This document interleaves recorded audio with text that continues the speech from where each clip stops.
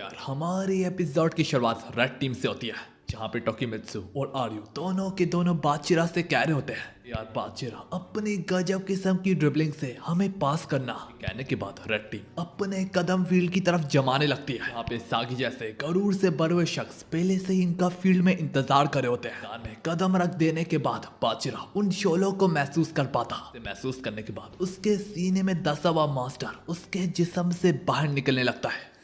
Match start होने से पहले ही आर्यू चिगिरी के बाल देख के उसमें ही खो जाता है। वो पता नहीं क्यों चिगिरी को बिल्कुल अपने जैसा पाता। उसे कहता है तुमसे मिलके काफी ज्यादा फख्र महसूस हुआ।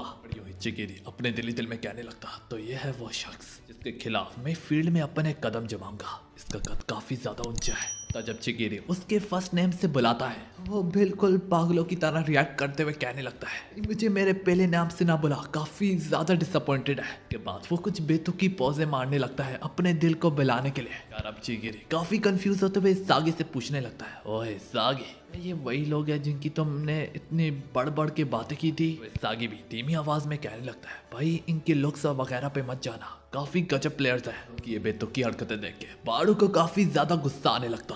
चिल्लाते हुए कहने लगता ओए गधो अपनी फॉर्मेशन में भी आ जाओ ताकि एक ही झटके से तुम लोगों को मौत के गार्ड उतार डालो। कुछ देख के टोकिमित्सु यहीं पे अपना सर पकड़ के कहने लगता भाई हमारा तो काम तमाम हो गया। देखो तो सही उस बंदे में कितना ज्यादा कॉन्फिडेंस है। ये सारी की सारी बातें बारू के दिमाग में सुराख करती चली जा रही होती। बारू कहने लगता ओए सागी मैं तुम्हारी फॉर्मेशन को बदलना चाहता हूँ। मैं इस पूरे नेगेटिव बंदे का करियर ही खत्म कर डालूंगा। बारू जब उसे उसकी जगह से हिलाने की कोशिश करता है बारू से पटकना तो क्या बल्कि उससे अपनी जगह से हिला भी ना पाता। देख के बारू समझ जाता है ये जरूर नेगेटिव बंदा है पर ये काफी ज्यादा स्ट्रॉन्ग है। वहाँ पे नागी भी काफी गहरी सोच में कंफ्यूज और अब इस सागी से कहने लगता है ओए सागी माफ करना मैं भी अपनी फॉर्मेशन बदलना चाहता हूँ। मैं वो भड़कते हुए शोलों को महसूस करना चाहता हूँ वरना फिर रियो को यूं ना चुनना बेतुका साबित हो जाएगा। प्लीज सागी मैं चाहता हूँ मैं रिंग के खिलाफ जाऊँ नंबर 1 प्लेयर। सागी मुझसे कहने लगता है पर हाँ अगर तुमने उससे गुजरने दिया तो मैं तुम्हें कुचल दूंगा। नागी दिल में थामते हुए इस सागी दिल में मजीद बोलता है मैं पूरी फील्ड को निकल लूंगा। सागी फिर कहता है ठीक है फिर मैं तुम्हारी जगह बादशिरा पे नजर रखूंगा। बादशिरा तैयार रहो। तो हाँ यार उन्होंने अपनी फॉर्मेशन ही कंप्लीटली बदल दिया है कि शुरुआत में रिंग किक ऑफ करके बादशिरा को बॉल पास करता है। बादशिरा अपनी गंदी किस्म की तूफानी ड्रिबलिंग से बॉल की दिशा को एक ही लम्हे में पलट डालता पर किसी वजह से इस सागी आसानी से उसका पीछा कर सकता होता जो देख के बादशिरा की आंखें खुली की खुली रह जाती।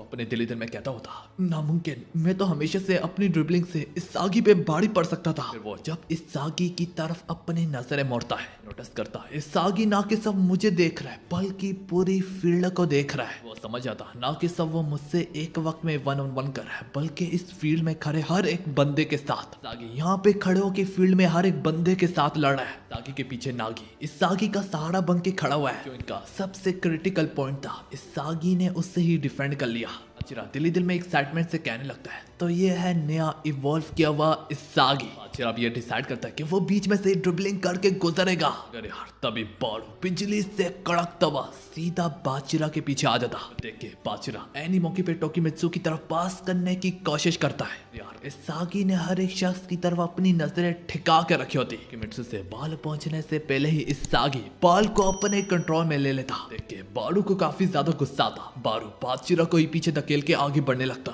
बादशिरा ये देख के अपने दिल में कहने लगता है ओए ये तो ना कि सिर्फ हमसे लड़ रहे हैं बल्कि आपस में भी लड़ रहे हैं। ये लोग कॉम्बिनेशन नहीं खेल रहे, ये लोग एक दूसरे को भी निकल रहे हैं। निकलने के बाद ही ये लोग पास करते हैं। अरे सागी पास कर देता है नागी को। पे नागी के आगे इतोशी रेन बस अपनी जगह पे ही खड़ा होता है। इसे भी पता है कि नागी अपने एक ही टच से बॉल में जान डाल देता है। वो रश यहाँ पे नहीं कर सकता। सागी को वो शोलों से ही पता चल रहा होता कि वो तैयार है नागी के लिए। इतोशी रेन की आंख और दिमाग हर चीज समझती है। इस वजह से नागी भी बिना सोचे समझे फौरन से चिगिरी की तरफ बॉल पास कर देता। देख के आर्यो और इतोशी रेन दोनों बॉल के पीछे भागते तो हैं। चिगिरी दोनों के दोनों को अपनी टॉस स्पीड से हरा के फौरन से गोल कर डालता। यहाँ पे सबसे पहला गोल व्हाइट टीम का होता है। देखे बादशिरा के अंदर से वो शोले से उभरने लगते। वो काफी खुशी से कहने लगता मैं तुम्हारा ही इंतजार कर रहा था इस सागी। बादशिरा भी तैयार होता है इन सब के खिलाफ लड़ने के लिए। यार गेम को फिर से कंटिन्यू किया जाएगा और वो कोई और नहीं बल्कि रिन खुद करेगा।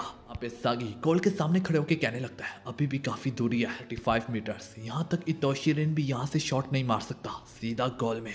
सागी को अंदर ही अंदर से मालूम है ये लोग टॉप 3 प्लेयर्स है, इतनी आसानी से हार नहीं मानेंगे। इतोशी रिन बाचिरा को पास करता है, बाचिरा अपनी ड्रिबलिंग से आगे बढ़ने लगता है। फिर सागी कह रहा होता है बाचिरा की ड्रिबलिंग से यूं बॉल छीनना कोई आसान काम नहीं है। देखते देखते अचानक से बाचिरा अपनी ड्रिबलिंग को स्टॉप कर देता। देखे बाड़ू और सागी फौरन से उस पर टूट पड़ते। बाचिरा आर्यू की तरफ देखे बगैर फौरन से उससे ही पास कर डालता। ऐसा करने से सागी और बाड़ू थोड़े से कंफ्यूज हो जाते। वहीं पे आर्यू अपनी गंदी किस्म की रीत से बॉल को आसानी से काबू में ले लेते सारे एक अच्छा मौका देके वो टोकीमित्सु को पास कर डालता कि बाचिरा टोकीमित्सु को पीछे धकेलने की कोशिश भी करता है। यहाँ तक बाड़ू की फिजिक टोकीमित्सु जैसे पे बाड़ी ना पड़ सकते। टोकीमित्सु इतना ज्यादा डरा होता है कि बस वो हल्की सी टच ही करके किसी को बाल पास कर देता।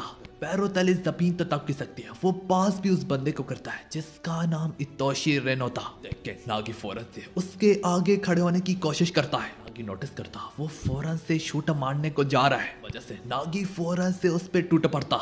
इतोशी का शूट मारना वो सिर्फ एक झूठ होता, इसे फायदा उठाते हुए वो नागी जैसे पे बाड़ी पड़ चुका होता। नागी ने ये सिचुएशन को रीड कर ली होती, इस वजह से वो भी फौरन से इतोशी रिन के सामने जा खड़ा होता।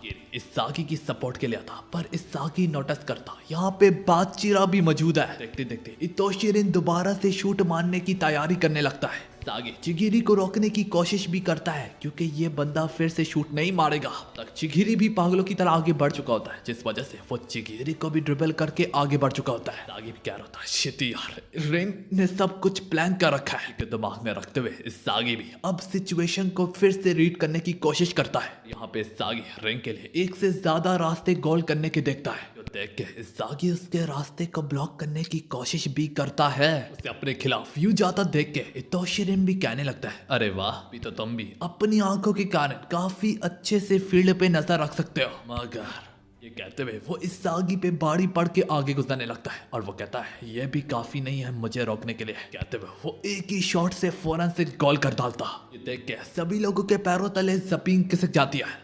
जमीन पे बैठा इस सागी अपने घुटनों के बल दिल ही दिल में कहने लगता है मैं काफी करीब था, बल्कि पिछली बार से तो काफी ज्यादा बेहतर था। इस बार तो मैं इतोशी रिन के हर एक मूव के पीछे वो राज छुपा देख पा रहा था। अब इस सागी सोच रहा था मुझे सिर्फ इससे ही डिवावर करना है, निगल लेना है और फिर गेम को जीत लेना है। बाकी व्हाइट टीम को तो समझ में ही नहीं आ रहा था कि रिन करता है तो करता भी क्या है। सागी कहता है नहीं तुम सब गलत हो, मैं तुम्हें एक्सप्लेन करता हूँ रिन करता है तो करता भी क्या है। इससे पहले बॉल को कंट्रोल पाने से भी पहले रिन अपनी रेंज में एंटर किया और हम उसे रोकने में इसलिए नाकाम हो गए क्योंकि हम सिर्फ उस लम्हे के बारे में सोच रहे थे कि इसके खिलाफ रिएक्ट करे तो कैसे करे। तो झूठा दिलासा दिया कि वो शूट मारने को जा रहा है, तुम लोग उसके खिलाफ जाते थे, वो तुम लोगों को ड्रिबलिंग कर देता था और तुम लोग अपने होशो आवाज में नहीं रहते थे कि उस दौरान तुम लोगों को वो फीलिंग से जगड़ लेती थी कि वो गोल कर देगा। सुन के चिगिरी कहने लगता है सागी मसला तो यहाँ पे खड़ा होता है, सब तुम ही इतोशी रिन पे समझ पा रहे हो ना कि हम। पर अभी सागी भी समझ आता कि वो सबको एक ही लम्हे में गाइड नहीं कर सकता कि इतोशी रिन के खिलाफ कैसे जाए। हाँ, शायद से वो अपने आप को इतोशी रिन के खिलाफ ले जा सकता है। गेम की शुरुआत फिर से की जाती है और चिगिरी इस बाल लेके आगे बढ़ने लगता है। चिगिरी के सामने आर्यू खड़ा होता है और उसके पीछे रिन होता है। बाचिरा ने नागी को घेर रखा होता है क्योंकि पास उसी को जाएगा। लम्हे में जब बाचिरा इस सागी से नजर ही हटाता है यार, तभी बाचिरा बिल्कुल इससे फायदा उठाते हुए एकदम से अपनी दिशा को पलट डालता। नोटिस करते सारे चिगिरी फौरन से बाल इस सागी की तरफ शूट करता है। वहीं पे तोशी पहले से मौजूद होता, बॉल को कंट्रोल लेते हुए आगे बढ़ने लगता है। इस सागी पीछे खड़ा बस हैरान देखता चला जाता। आगे भी अब सोच रहा था शिट यार, वो भी मेरी तरह ही सोच रहा है। आगे और बारू इससे घेर लेते हैं रिंग को, पर यहाँ पे रिंग ज्यादातर बाचिरा को ही पास करता है, तो एज यूजुअल वो बाचिरा को पास कर देता। आगे फिर से सिचुएशन रीड करते हुए सबको कहने लगता है कि भाई इसी वक्त पीछे हटो, वो काउंटर अटैक पे जा रहे हैं। देख के बाचिरा भी दिल ही दिल में कहने लगता है वाह इस सागी, तुम तो रिंग के बारे में भी सोच पा रहे हो, इसके साथ ही साथ मुझ पे भी नजर रख के बैठे हुए हो। वजह से इस बार बाचिरा बैक स्पिन का इस्तेमाल करते हुए शूट कर डालता। खैर यार वहाँ पे चिगेरी और नागी उससे ओवर पावर्ड करने की कोशिश भी करते हैं और यहाँ पे मसला सिर्फ इतना है, बादशाह ने सोच समझ के आर्यू को पास किया है। वो होता है आर्यू का लंबा कद और उसकी रीच, और जमीन पे आने की जरूरत ही नहीं है, वो हवा से फौरन से गोल कर डालता। सागी हैरान देखता, अब कहने लगता मैंने सोचा मैं सब रिंग को ओवर पावर करूंगा। शिट यार यहाँ पे बादशाह इवॉल्व कर रहा है। आर्यू बादशाह की पास की दाद देते हुए कहने लगता है अरे वाह, हमारे पास तो वो जादू सा है, तो मुझे हवा के दौरान वो रास्ता सा दिखाता है कॉल करने का। अब ये सब कुछ देखने के बावजूद भी इस सागी वहाँ पे खड़ा मुस्कुरा रहा था। सबसे बढ़ के वहाँ पे नागी होता जो अपने शोलों से बड़क रहा था। वो इंटेंसिटी, वो जुनून, वो जज्बा। कह रहा था ये गेम तो कुछ ज्यादा ही आला है। सागी एक किंग है, दूसरी तरफ रिन एक किंग है जो कि पूरी बैटलफील्ड को कंट्रोल कर रहे हैं। ऊपर से बादशाह भी इवॉल्व करता चला जा रहा है, उसके दिमाग में भी आइडियाज आ रहे हैं।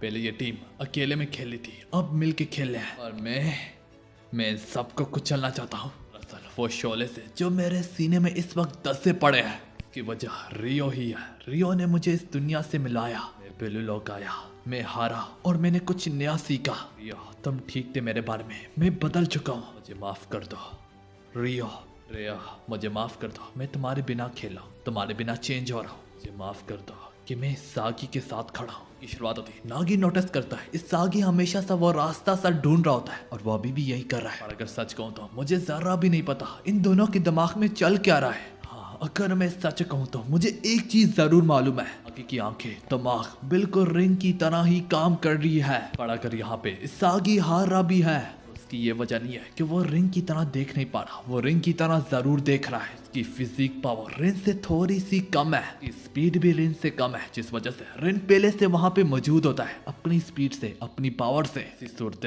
में इस सागी के लिए वो पावर मैं लाऊंगा। नागी अपने मूव पे जारी हो जाता, वो ये कह रहा होता दिल ही दिल में, रिन इस सागी जो फ्यूचर तुम लोग सोच के बना रहे हो, मैं इससे तबाह करके अपने लिए बनाऊंगा। वो ये जैसे तैसे कह रहा होता, अपनी हरकत में आता है इस सागी उसे महसूस कर पाता। नागी रिन पे बाड़ी पड़ते हुए बाल को सिक्योर करके फौरन से इस सागी की तरफ पास करता है, दिल में थाम के कि सागी मुझे महसूस करो।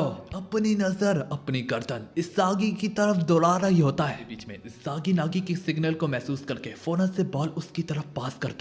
नागी अपनी लोकेशन पलट डालता रिंग के पीछे से। तो थोड़ी देर बाद इस बात का भी एहसास होने लगता, रिन उसके जरूर खिलाफ तो जाता है। तब तक काफी ज्यादा देर हो चुकी होती है। नागी उस पे बाड़ी पड़ के एक ही झटके से गोल कर डालता। इस सागी मुस्कुराते हुए कहने लगता है भाई तू कोई खुदा वगैरह तो नहीं है ना।